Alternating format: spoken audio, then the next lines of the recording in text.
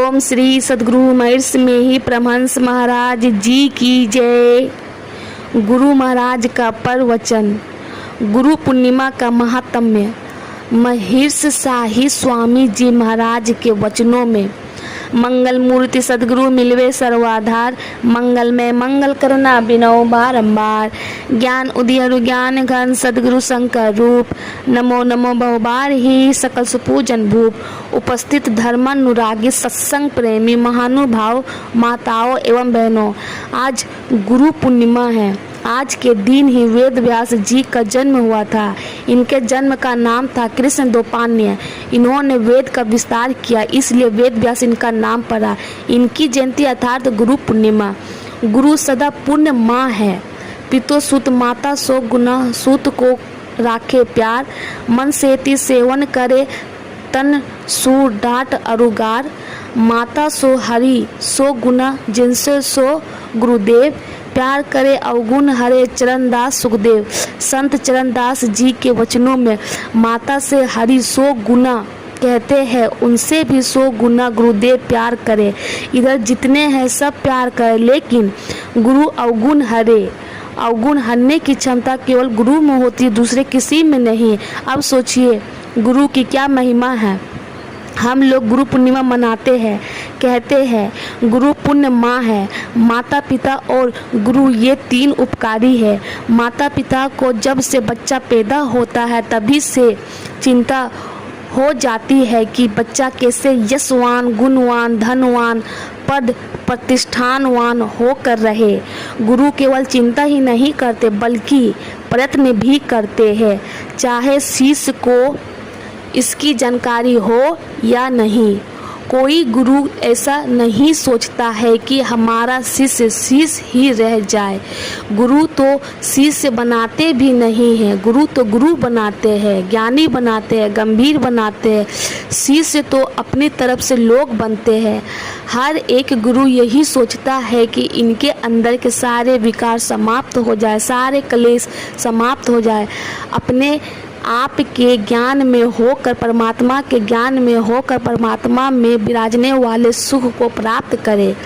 ऐसा बना करके छोड़ते हैं। अगर शिष्य साथ नहीं छोड़े तब जिस तरह से वृक्ष फल लाता है, उसमें फल देता है, रस होता है और उसको पक्का बना करके अपने साथ से अलग करता है, तब उस फल में वह शक्ति हो जाती है कि वह वैसा ही वृक्ष बन सके, वैसा ही फल फूल ला सके। लेकिन जो फल बीच में ही साथ छोड़ देता है, उसमें वह शक्ति नहीं होती, चाहे वह आम ही क्यों ना हो। वह अचार के अलावा कुछ भी नहीं बन सकता। उसी तरह गुरु की महिमा है। आप लोग जानते हैं कि ध्रुव राजा उत्तानपाद का बेटा था। वह गया अपने पिता की गोद में बैठने के लिए। वहाँ पर सौतेली माँ थी। उन्होंने कहा, नहीं, तुम राजा की गोद में नहीं बैठ सकते हो। पहले तुम तपस्या करके हमारे पेट से पैदा हो, तब तुम राजा की गोद में बैठ सकते हो और तब तुम इस राज्य के अधिकारी भी बन सकते हो। बालक था बहुत छोटा, लेकिन बुद्धि बहुत ही तीक्ष्ण थी। उसको बात लग गई। चला जाता है अपनी माँ के पास। माँ को भी सुनकर बहुत दुख हुआ। कौन माता होगी जो अपने बच्चे के दुख में दुखी नहीं होगी। लेकिन माता जानती थी कि राजा छोटी रानी से राजी है। माता कहती है, बेटा रो मत, तुम्हारी छोटी माँ ने जो कहा है वह ठीक ही कहा है। तुम जाओ और तपस्या करो। तपस्या करके इस पिता की गोद में क्या, तुम उस पिता की गोद में बैठो जिस पिता की गोद से कभी उतरना ही नहीं पड़ता है। फर्ज कीजिए आपका ही बेटा है, दूर देश में रहता है, आपके मन में लगा हुआ है कि कब आए तो छाती से लगाओ। फर्ज कीजिए वह आ गया, आप उसे छाती से लगा रहे हैं, गले से लगा रहे हैं। कितने देर तक? थोड़ी ही देर के बाद कहोगे, बेटा अब हो गया। बेटा कह रहा है कि नहीं नहीं, हम छोड़ेंगे नहीं। बहुत दिनों के बाद आए हैं। आप गले से लगाने के लिए छटपटा कर रहे थे, अब जबरदस्ती छुड़वाने के लिए छटपटा कर रहे हैं। कहीं उस पिता की गोद में चले जाते तो कभी उतरना ही नहीं पड़ता। ध्रुव ने माता के वचन पर विश्वास किया। विश्वास तो करना ही पड़ता है, बिनु विश्वास भक्ति नहीं। बिना विश्वास के भक्ति क्या, बिना विश्वास के कुछ भी नहीं। जब तक आपके अंदर विश्वास की अग्नि प्रज्वलित नहीं होगी, आप परमात्मा तो क्या, संसार की तरफ एक भी कदम आगे नहीं बढ़ सकते हैं। विश्वास तो लाना ही पड़ेगा। फिर माता की वचन पर विश्वास नहीं, पिता के वचन पर विश्वास नहीं, गुरु के वचन पर विश्वास नहीं, तो किनके वचन पर विश्वास कीजिएगा। वे तपस्या करने के लिए चल दिए। रास्ते में मिल गए नारद बाबा। पूछते हैं, बच्चे कहाँ जा रहे हो? ध्रुव ने कहा, जा रहा हूँ तपस्या करने के लिए। नारद जी ने कहा, तुमको किसने कह दिया? तुमको पता नहीं कि जंगल में बाघ शेर रहते हैं? ध्रुव कहता है कि आप ब्रह्मर्षि के मुंह से यह बात शोभा नहीं देती है। माता के पेट में था, कितना अन्न गया, गल गया, पच गया, वहाँ हमारी रक्षा हुई। क्या वह रक्षा करने वाला अब नहीं है? संत कबीर साहब के वचन में है, रन वन व्याधि विपत्ति में वृथा डरहु जानहि, जानी कोई सो सहाय जननी जठर, सो प्रभु गयो की सोर। नारद जी सोचते हैं, बात बिल्कुल ठीक कह रहा है। कहते हैं, देखो तपस्या कैसे की जाती है जानते हो? कहा, नहीं, यह बात तो नहीं जानता हूँ। अब देखिए,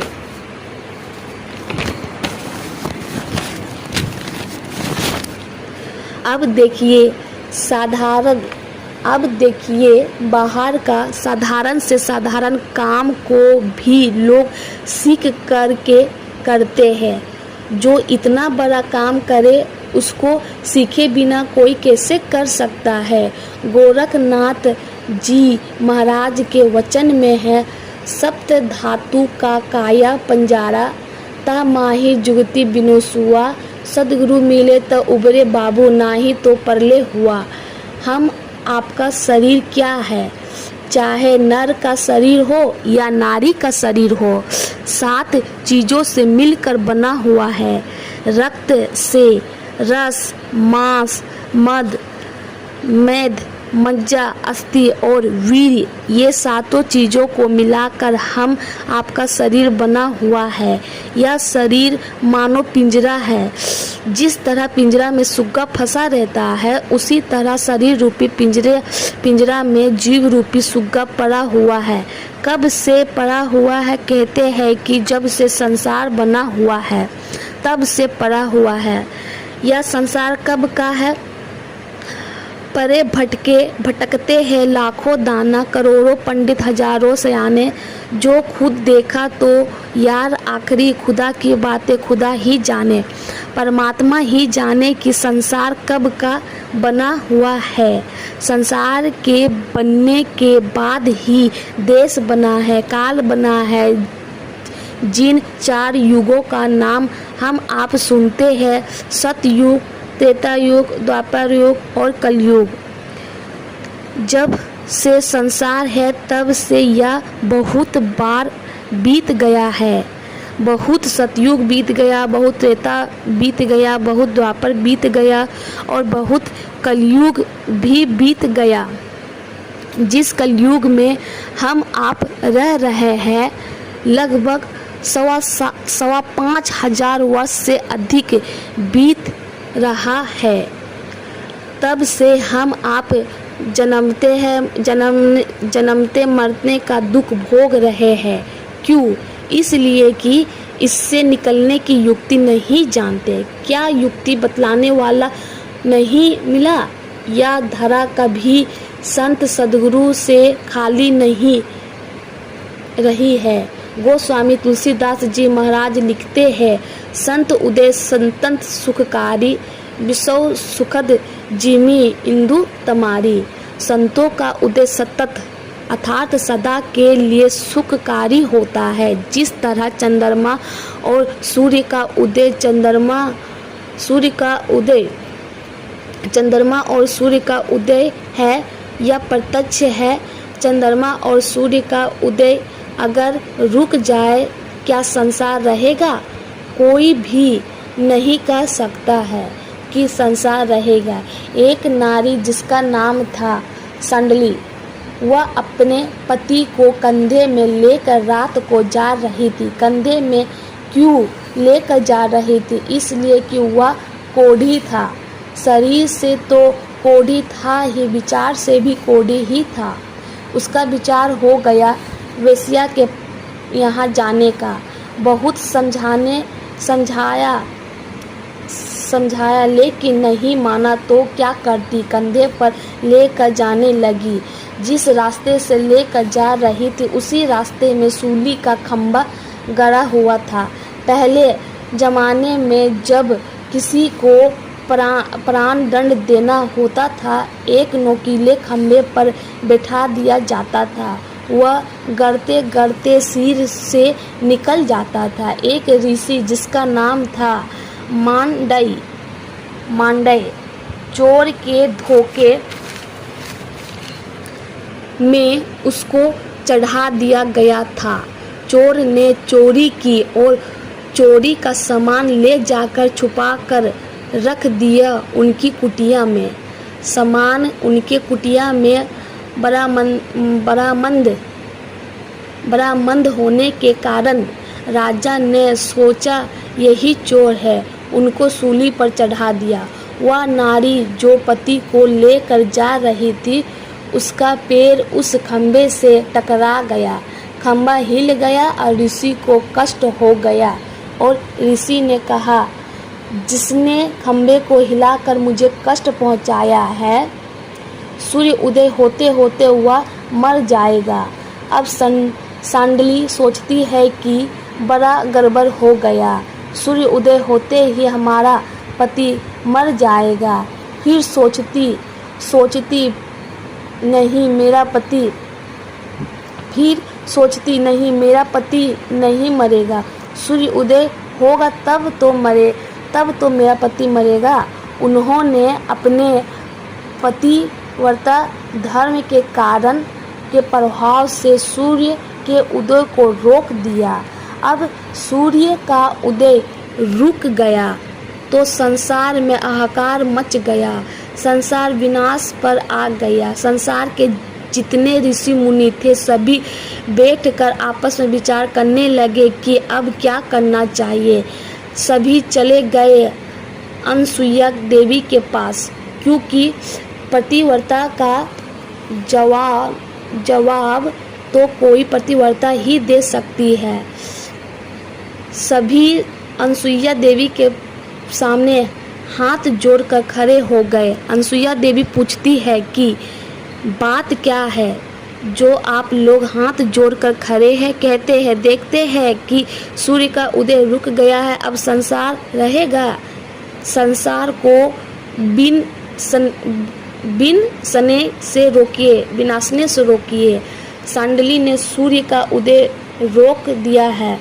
अनसुईया देवी सभी के साथ जाती है और सांडली के पास और कहती है, बेटी तुमने सूर्य का उदय क्यों रोक दिया है? या तुमने ठीक नहीं किया है। सूर्य के उदय रुक जाने से संसार ही समाप्त हो जाएगा। सांडली कहती है, माता सूर्य के उदय होने से तो मेरा ही संसार समाप्त हो जाएगा। उन्होंने कही, नहीं बेटी, मेरे रहते ऐसा नहीं होगा। सांडली कहती है, तो ठीक है, आप जैसे कहेगी मैं वैसा ही करूँगी। तब सांडली ने पूर्वाभिमुख हो हाथ जोड़कर कहने लगी, हे सूर्य देवता, अब आप उदय हो जाइए। अपना उदय रोक कर मेरा बहुत सम्मान किया है। साथ ही नारी जाति को उपदेश दिया है कि स्त्रियां पतिव्रता धर्म पालन कर अपने को क्या बना सकती है। सूर्य के उदय होते ही उनका पति मर गया। सांडली रोने लगी। अनसुईया देवी कहती है कि बेटी तुम रोती क्यों हो, मैं इसे अभी जीवित कर देती हूँ। उनको जीवित कर दिया। सिर्फ जीवित ही नहीं किया बल्कि उसके शरीर का कोढ़ीपन भी समाप्त हो गया। इतना सुंदर शरीर हो गया जैसे देवताओं का होता हो। कहने का मतलब क्या हुआ, जिस तरह सूर्य के उदय रुक जाने से संसार विनाश में आ गया, उसी तरह जिस दिन संतों का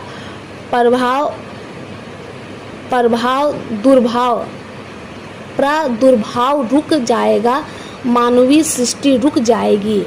अभी आप देखिए, हम आप के पीछे पर कर कहीं भय दिखलाकर, कहीं लोभ दिखलाकर, कहीं प्रेम दिखलाकर अनेक तरह से समझा रहे हैं। तब हम आप क्या से क्या बनते चले जा रहे हैं। जिस दिन समझाने बुझाने वाला नहीं रहेगा तब क्या दशा होगी। कहने का तात्पर्य यह है कि संतों का अवतरण सदा सुखकारी होता है। इसलिए आज गुरु पूर्णिमा के अवसर पर हम लोग गुरु महाराज के उपदेशों को याद करें। वह उपदेश क्या है। हमारे गुरु महाराज के वचन में है कि सत्संग नित अनुध्यान नित रहिए, कत संलग्न हो, बेविचार चोरी नशा हिंसा झूठ तजना चाहिए। जब सत्संग का समय आ जाए, ध्यान का समय आ जाए, तब संसार भर का काम छोड़कर ध्यान में बैठ जाइए, सत्संग में बैठ जाइए, तो प्राणी पावे कछुक नहीं, तो रहे विष रस मोय।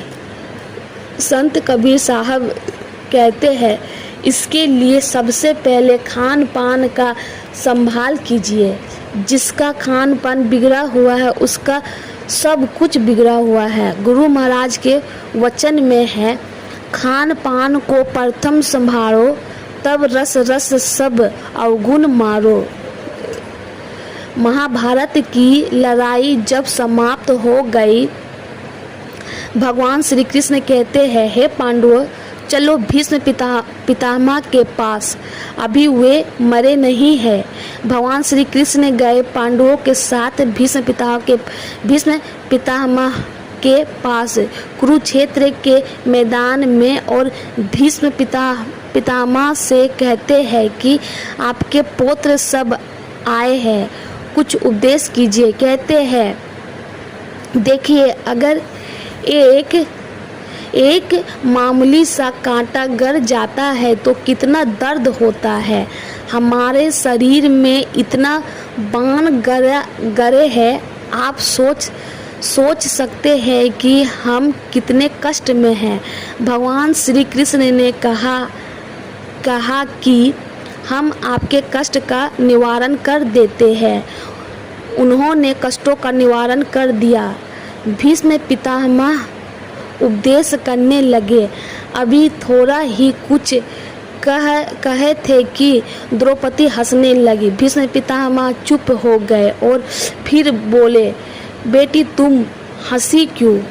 द्रौपदी कहती है, अपराध हो गया, क्षमा कर दीजिए। भीष्म पितामह ने कहा, अपराध की बात नहीं, तुम साधारण नारी नहीं हो, अकारण नहीं हंस सकती हो, अवश्य कुछ उसके अंदर रहस्य है, बोलो क्या बात है। द्रौपदी कहती है कि हे ओ भ्राता की बात कहते हैं तो कहना पड़ता है।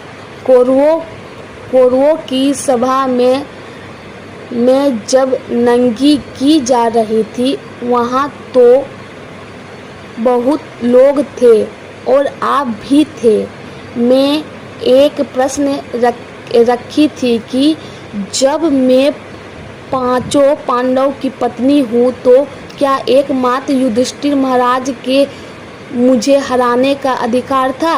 दूसरा प्रश्न हमारा था कि जब युधिष्ठिर महाराज पहले ही अपने को हार चुके थे तो हमको दांव पर लगाने का अधिकार था। कोई तो कुछ नहीं बोले थे, लेकिन आप भी तो कुछ नहीं बोले थे। यही हमारे मन में आया कि उस समय एक साधारण सा प्रश्न का उत्तर आपसे नहीं हो सका था। इस समय इतने ऊंचे दर्जे के ज्ञान की बात आप कह रहे हैं। हमको लगा कि यह सार ज्ञान इधर ही हुआ है, पहले इसका ज्ञान आपको नहीं था। भीष्म पितामह ने कहा, बेटी मुझको पहले भी ज्ञान था। पापी दुर्योधन का अन्न जो हम खाते थे, हमारे ज्ञान के ऊपर अज्ञान का पर्दा पड़ गया था। अब अर्जुन के वाणों से सारे दुर्योधन के अन्यों का रक्त निकल कर बह गया है। हमारा अंतकरण पवित्र हो गया है, इसलिए पवित्र विचार कहता हूँ। कहने का मतलब है कि खान पान को पहले सुधारिए, तब सभी अवगुणों से बच पाओगे। इन सब बातों को सुनना गुनना है, जीवन में उतारना है। यही आप लोगों की सेवा में सुनाया। बोले प्रेम से ओम श्री सद्गुरु महाराज की जय।